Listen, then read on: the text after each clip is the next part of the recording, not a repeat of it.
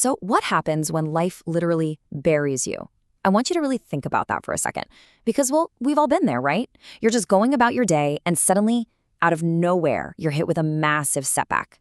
It feels like the air is just sucked completely out of the room. The ground gives way beneath your feet, and the dirt starts pouring in on top of you, heavy and unrelenting. Maybe it's a sudden career failure, a profound personal loss, a really bitter betrayal, or just this suffocating burden you simply didn't see coming. What do you actually do when the very world around you seems completely determined to pull you under?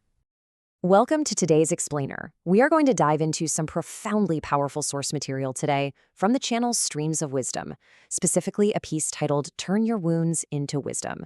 And instead of just giving you a dry list of facts, we're actually going to step right inside this story. We're going to dissect it, moment by moment, to extract the hidden psychological tools you can use to overcome profound adversity. We'll be looking really closely at the classic inspirational storytelling of the donkey and the well to uncover these deep, mechanical truths about human resilience. As you'll see, we're going to figure out how you can change not what falls on you, but exactly what you do with it. Okay, let's dive right into this. Section 1, Into the Forgotten Well. A sudden fall. Picture the scene. You've got an old, hard-working farmer and his aging, fiercely faithful donkey. They've spent years together, side by side. And then the absolute unthinkable happens. The donkey slips. Let's look at how this unfolds. Minute 1. There's this violent shock of the fall, a terrifying, totally disorienting drop into a deep, dry, forgotten well. The old donkey is down there crying out piteously from the pitch black. Fast forward to minute 30. The frantic farmer is peering over the edge, assessing the sheer drop, and this horrifying realization starts to set in. He's completely powerless. The well is simply too deep, the donkey is way too heavy, and frankly, he is just too old to pull him out. By hour 1, he's desperately gathering his neighbors to help, hoping against hope for some kind of miracle. But as we cross into hour 2, the brutal reality of the situation sets in. Rescue is mathematically impossible. And so the shoveling of dirt begins. It's this quiet, haunting tragedy where hope rapidly decays into absolute despair. Moving on to Section 2, the decision to bury, the hard choice. Looking down into that agonizing darkness, the farmer has to make a choice using some deeply heartbreaking logic. The donkey is incredibly old. The well is completely dry and structurally dangerous. I mean, it needs to be covered up eventually anyway.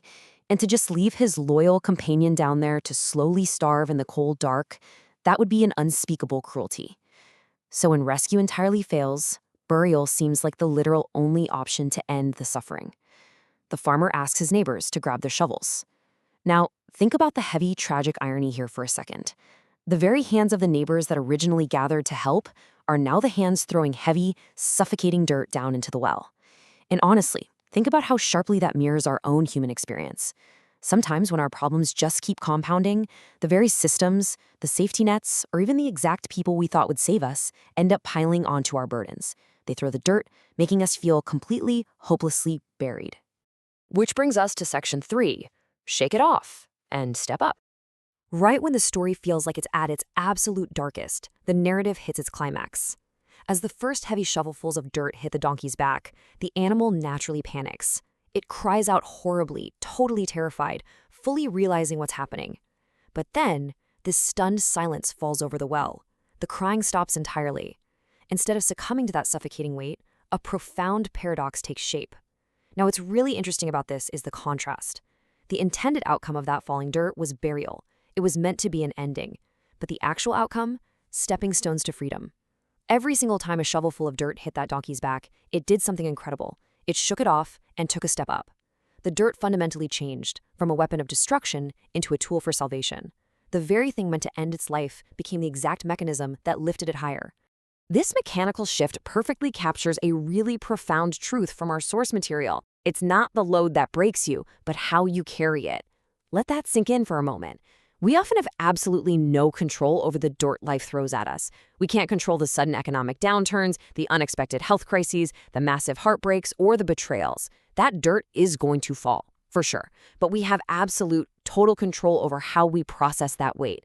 If we surrender, if we just stand perfectly still under the pressure, the dirt buries us. But if we make the conscious, active choice to shake it off and step on it, we rise. Let's look at the result of that. Section 4. The pit becomes a path. Rising up. Because the donkey completely refused to just be passive, the entire geometry of its trap changed. Shovel by shovel, inch by inch, the bottom of the well was getting higher. The animal was literally and metaphorically leaving yesterday's burdens beneath its feet, rising slowly but surely toward the sunlight at the top of the well. The same earth that is thrown to bury you can become the ground you rise on. Let's translate the literal elements of this well and this dirt into their real-world emotional equivalents for a second. That brutal betrayal by a friend or a colleague, that's dirt. That devastating financial loss that completely wiped out your savings, that's dirt. That unexpected, terrifying health setback, just dirt. You can let those heavy realities cover you, totally suffocating your future. Or you can use the hard-earned lessons extracted from those exact failures as a solid, unshakable foundation to stand on.